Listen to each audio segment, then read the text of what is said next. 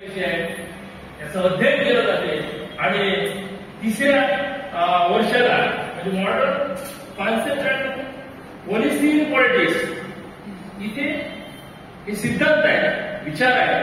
मग गांधीजीचे विचार, लोकशाहीचे, आंबेडकरांचे विचार, नेहरूंचे विचार, सावरकरांचे विचार, बेंथमचे, लॉक, रुसो या सर्वांचे विषय इथे अध्ययनासाठी घेतले जातात. असा टोटल अभ्यासक्रम 3 वर्षासाठी आहे. याच्यात काही चेंजही होऊ शकते पुढे, पण पाठमधला मात्र सध्या काही चेंज नाही. म्हणून भारतीय संविधान आपल्याला पूर्ण हाताळावं लागेल.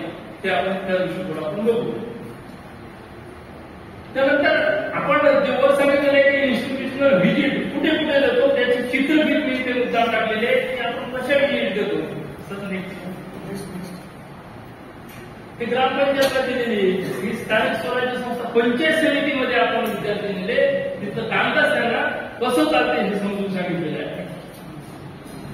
इथे पॉलिटिकल सायन्स हा विषय आणि याच्या कोणकोणत्या ऍक्टिव्हिटीज आहेत, काय काय आपण या विषयाच्या संदर्भात घेत असतो.